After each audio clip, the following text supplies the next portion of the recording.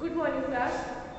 बेटा आपने कल PBR 322 देखा था कि PBR 322 में कौन कौन से मतलब प्लाज्मिक वेक्टर देखा था। PBR 322 में कौन कौन से एंजाइम कट लगाते हैं या जो भी प्लाज्मिक वेक्टर था आपने उसके बारे में पढ़ा था। और आज का आपका टॉपिक है process of recombinant DNA technology. Recombinant DNA technology के कौन कौन से प्रोसेसेस होते हैं, कौन कौन से किस किस स्टेप पे ये आगे बढ़ती है रिकॉम्बिनेंट डीएनए टेक्नोलॉजी की मैकेनिज्म, वो देखिए।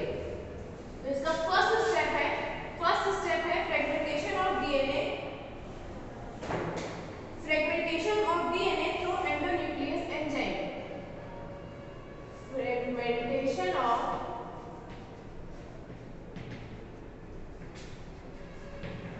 DNA through restriction endonuclease enzyme, restriction endonuclease enzyme। DNA के सेगमेंट्स को एंडोन्यूक्लियस एंजाइम्स के थ्रू डीएनए फ्रेगमेंट में चेंज किया जाता है। ये है इसका फर्स्ट स्टेप डीएनए टेक्नोलॉजी का, रिकॉम्बिनेंट डीएनए टेक्नोलॉजी का। सेकेंड स्टेप है आपका isolation of desired DNA fragmentation. Isolation of desired DNA fragment.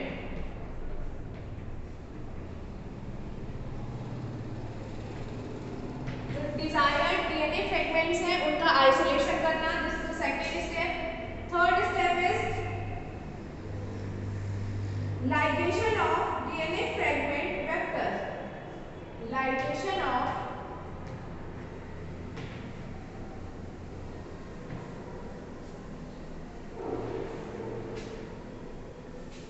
DNA fragment।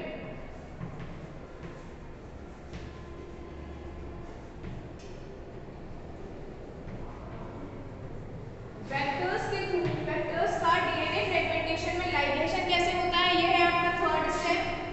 Fourth step आपका क्या था, रिकॉम्बिनेंट डीएनए को होस्ट में ट्रांसफर करना। Transfer of DNA fragment in the host body. Host की बॉडी में डीएनए को ट्रांसफर करना, ये है फोर्थ स्टेप। फिफ्थ स्टेप है आपका होस्ट सेल को एक मीडियम में लार्ज स्केल पर कल्चर करना। होस्ट सेल को एक मीडियम में लार्ज स्केल पर कल्चर करना। Culturing of host cell in a medium on large scale. Large scale पर किसी भी होस्ट सेल का कल्चरिंग करना, होस्ट सेल की कल्चरिंग करना। And the sixth step is desired product का एक्सट्रैक्शन ऑफ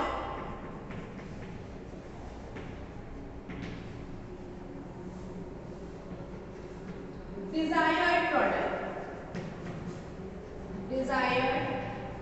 प्रोडक्ट्स। ये आपके स्टेप है रिकॉम्बिनेंट डीएनए को बनाने के। तो फर्स्ट स्टेप आपका क्या है, fragmentation of DNA through restriction endonuclease enzyme. DNA के सेगमेंट, जो डीएनए के सेगमेंट्स थे उनको फ्रेगमेंटेशन कैसे किया गया था, रेस्ट्रिक्शन एंडोन्यूक्लियस एंजाइम के थ्रू उनको डीएनए फ्रेगमेंट में कन्वर्ट किया गया। फिर इसके बाद क्या हुआ, जो डीएनए के फ्रेगमेंट्स बने उनका आइसोलेशन किया गया। Isolation of desired DNA fragment, जितना अनडिजायरेबल मटेरियल था वो हटा दिया गया with the help of restriction endonuclease enzyme. इसके बाद जो डिजायर्ड डीएनए मिला था उस डिजायर्ड डीएनए का हमने क्या किया था, आइसोलेशन किया था। आफ्टर आइसोलेशन क्या हुआ था, ligation of DNA fragments. DNA fragments को जोड़ा गया था, लाइगेज एंजाइम की हेल्प से डीएनए को जोड़ा गया था। देन जो हमें रिकॉम्बिनेंट डीएनए मिला, transfer of DNA fragment in the host body. Host की बॉडी में हमने डीएनए के फ्रेगमेंट्स को ट्रांसफर कर दिया था। ट्रांसफर करने के बाद culturing the host cell in a medium on large scale. Large scale में जो होस्ट सेल थी उसको लार्ज स्केल में एक मीडियम में उसको क्या किया गया था, उसकी कल्चरिंग करी गई थी। इसके बाद में लास्ट स्टेप क्या हुआ था, एक्सट्रैक्शन ऑफ डिजायर्ड प्रोडक्ट का एक्सट्रैक्शन कर दिया गया था। ये थे आपके प्रोसेसेस रिकॉम्बिनेंट डीएनए टेक्नोलॉजी के, मींस रिकॉम्बिनेंट डीएनए को बनाने के ये सारे आपके प्रोसेसेस थे। सेगमेंट से फ्रेगमेंट बना, फ्रेगमेंट से उसको होस्ट की बॉडी में एंटर कराया गया। एंटर कराने के बाद में जो भी होस्ट बॉडी थी उस होस्ट बॉडी का कल्चर कराया गया। कल्चर कराने के बाद में उसको एक्सट्रैक्शन करा दिया गया। These are the processes of recombinant DNA technology। ठीक, इसके बाद आपका नेक्स्ट टॉपिक है पीसीआर चेन। पीसीआर चेन, इसको आप लोग नोट कर लीजिएगा। नेक्स्ट टॉपिक है आपका PCR chain, polymerase chain reaction. Polymerase chain reaction,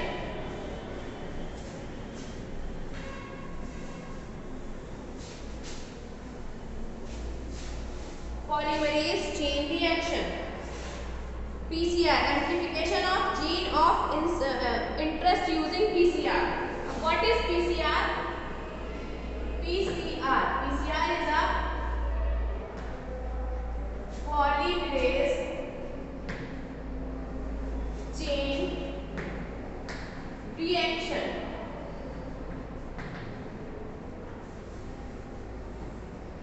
polymerase chain reaction. अब ये वर्ड पॉलीमरेज का मीन क्या होता है?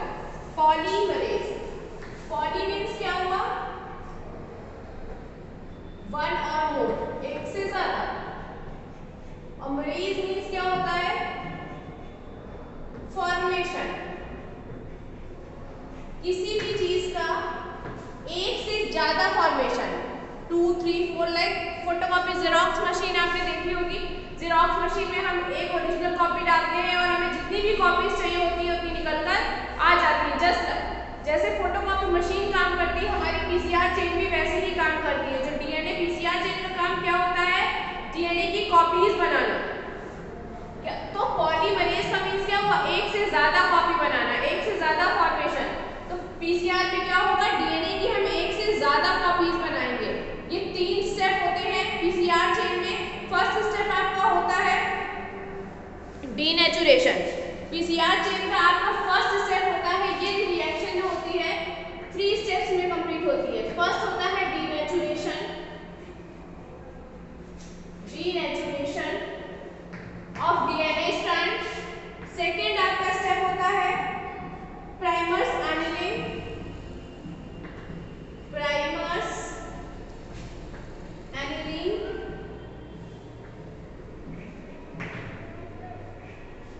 और थर्ड स्टेप आपका होता है एक्सटेंशन, या आपको मिलेगा रेप्लिकेशन। अगर रेप्लिकेशन नहीं लिखा होगा तो एक्सटेंशन लिखा होगा। इन 3 स्टेप में, ये 3 स्टेप होते हैं डीएनए की कॉपीज को बनाने के with the help of PCR, polymerase chain reaction. अब देखिए कैसे बनती है डीएनए की कॉपीज। मान लीजिए ये आपकी एक डीएनए की स्ट्रैंड है, ये एक आपकी डीएनए की स्ट्रैंड है।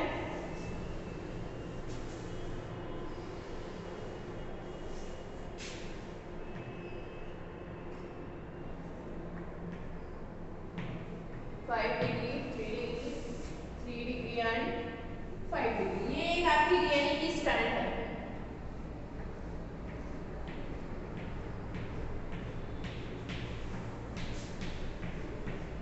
ठीक, ये डीएनए की स्ट्रैंड है। ये रीजन मान लीजिए, ये जो रीजन है ये आपका रीजन ऑफ एम्प्लीफिकेशन है, region to be amplified. This is the region to be amplified.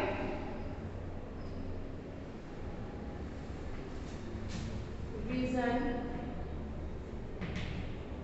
To be amplified. जिस रीजन को हमें एम्प्लीफाई करना है वो ये रीजन है, मान लीजिए रीजन टू बी एम्प्लीफाइड। ठीक, अब इस रीजन को हम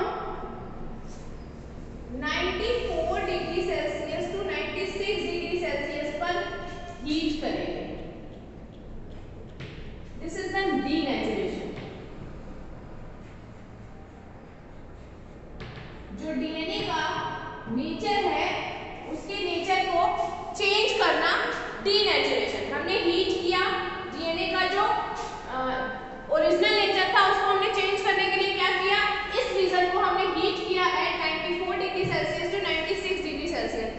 टेम्परेचर वेरी करता है बेटा।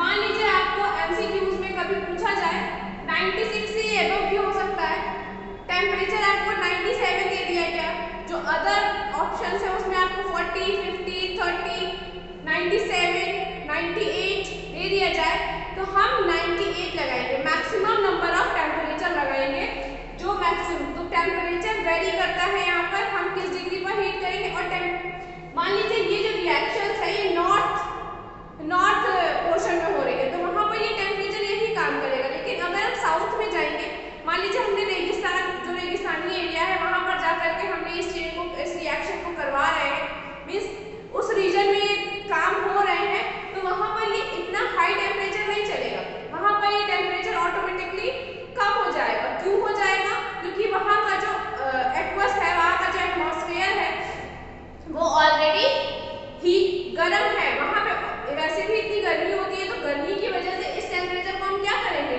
और कम कर देंगे। तो टेम्परेचर वेरी करता है।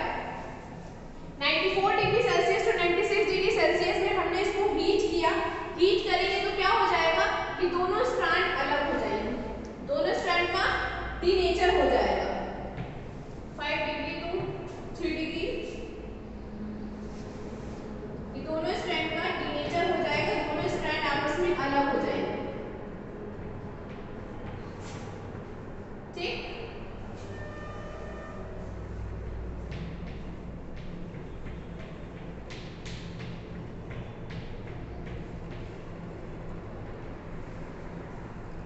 दोनों स्ट्रैंड अलग हो गई।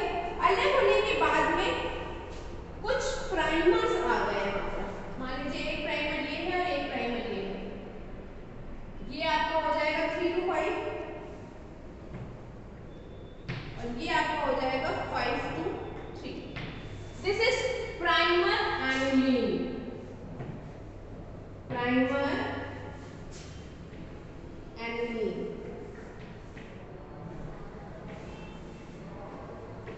This is the second step of PCR chain. 94 degree Celsius to 96 degree Celsius में हमने इस डीएनए के रीजन को क्या किया, एम्पलीफाई किया, हीट किया, हीट करके इसका डीनेचर किया। डीनेचर करने से क्या हुआ, ये दोनों चीज सेपरेट हो गई, सेपरेट हुई, यहाँ पर प्राइमर्स लग गए, प्राइमर्स लग गए। That is the step of primer aniline, second step of PCR chain, primer aniline. इसके बाद क्या हुआ, प्राइमर एनिलीन के बाद अब बाइंडिंग के लिए कौन सा आएगा एंजाइम, बाइंडिंग के लिए यहाँ आ जाएगा DNA polymerase enzyme. DNA polymerase enzyme आया,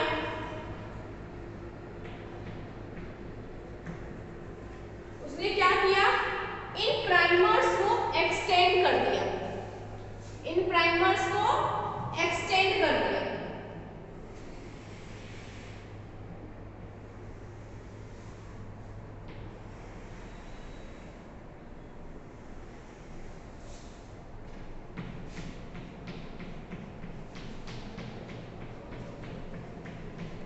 These primers will be extended with the help of DNA polymerase enzyme. 5 to 3, 3 to 5, 3 to 5,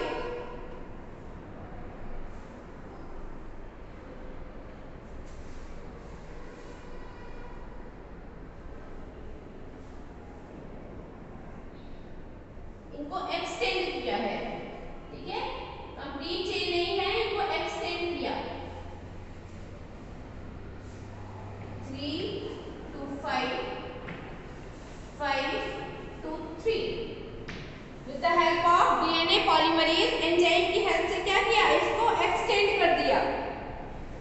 primers का एक्सटेंशन हो गया, यहाँ पे क्या हुआ, extension of primer, extension of primer.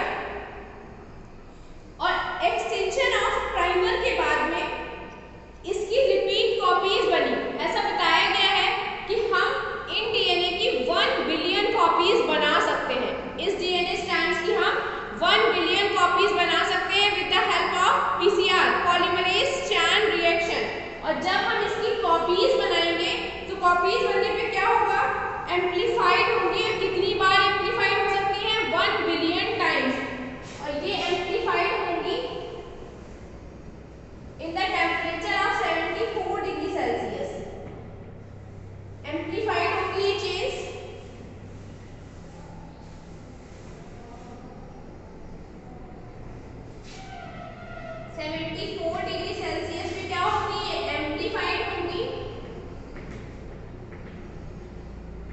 1 billion times, 1 billion times बार हम इसको क्या कर सकते हैं, एम्प्लीफाइड कर सकते हैं।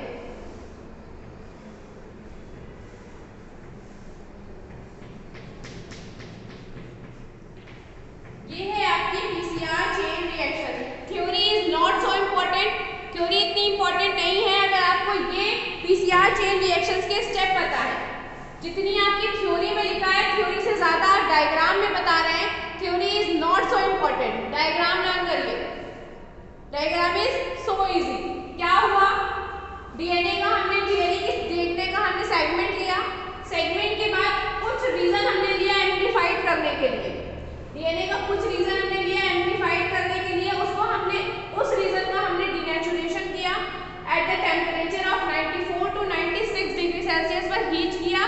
तो ये इतना सा रीजन जो हमने लिया था ये डिनेचर हुआ। डिनेचर होने के बाद क्या हुआ, चेन सेपरेट हो गई, सेपरेट हुई, कुछ प्राइमर्स लग गए आकर, that is the step of primer annealing. ये स्टेप क्या है, प्राइमर एनिलिंग।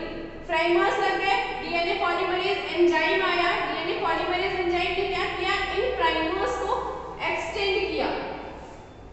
ये है क्या, एक्सटेंड करना means extension of DNA. This is the third step of PCR chain. जब हमने इसको एक्सटेंड कर दिया, ये बढ़ गई चेन्स, जो प्राइमर्स लगे थे वो क्या हुए, प्राइमर्स के साइज बढ़ गए और डीएनए की स्ट्रैंड पूरी मिल गई जो हमें पहले मेरे पास थी, एक से हमें दो मिल गई। इसके बाद जब हम इनकी हम एम्प्लीफिकेशन करेंगे, इनका एम्प्लीफिकेशन मींस इनकी मरेज करना, इनका फॉर्मेशन करना। अब यहाँ से हम इनको फॉर्म कर सकते हैं, एक से हमें दो मिल गई। अब 2 कॉपीज से हम 1 बिलियन कॉपीज एम्प्लीफाइड कर सकते हैं डीएनए फ्रेगमेंट्स की, at the temperature of 74 degree Celsius, at the temperature of 74 degree Celsius. और डीएनए पॉलीमरेज एंजाइम की जगह पर हम टैग एंजाइम भी यूज कर सकते हैं, टैग पॉलीमरेज। टैग पॉलीमरेज क्या काम करता है, टैग पॉलीमरेज एंजाइम बहुत हाई टेम्परेचर पर भी काम करता है। जो ये टैग पॉलीमरेज एंजाइम है बेटा, ये बहुत हाई टेम्परेचर पर भी काम करता है। अगर टेम्परेचर बहुत ज्यादा हाई है तो क्या होगा, डीएनए पॉलीमरेज काम नहीं करेगा, tag enzyme, tag polymerase enzyme काम करेगा, डीएनए की कॉपीज को बनाना शुरू कर देगा। This is the amplification of DNA fragments. तो ये थी आपकी पीसीआर चेन। 3 स्टेप्स है, denaturation, primer annealing, extension. Very important और so easy topic of this chapter. ठीक है, तो आप लोग बेटा ये देख लीजिए और इसको अपने कॉपी में ड्रॉ कर लीजिएगा।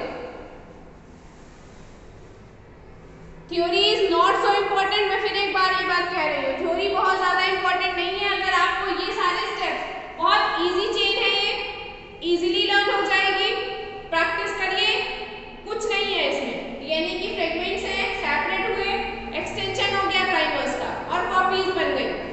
This is the polymerase chain reaction.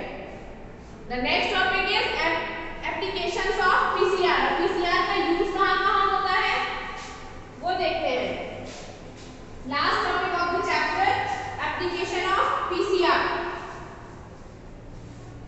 PCR chain reaction, applications of, ये है applications of PCR chain reaction. First application क्या है, कहां पर यूज होती है DNA PCR chain, detection of pathogens, detection of pathogens, pathogens के डिटेक्शन में हम यूज करते हैं पीसीआर का। Second, diagnosis of specific mutation, diagnosis of specific mutation. इतनी बार डीएनए की कॉपीज बन रही हैं तो हर कॉपीज में हर बार हम एक न्यू कॉपी बना रहे हैं, तो उसकी वजह से क्या होगा, नई कॉपीज बन गई और बहुत ज्यादा क्वांटिटी में बन रही है, इस वजह से क्या होगा, हम म्यूटेशन को बहुत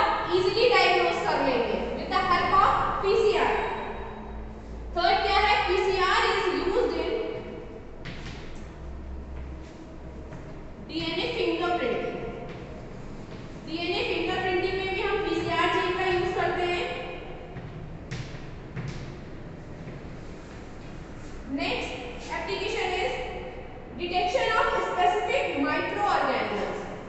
detection of specific micro organisms. Micro organisms का डिटेक्शन कर सकते हैं इजीली, स्पेसिफिक माइक्रो ऑर्गेनिजम्स।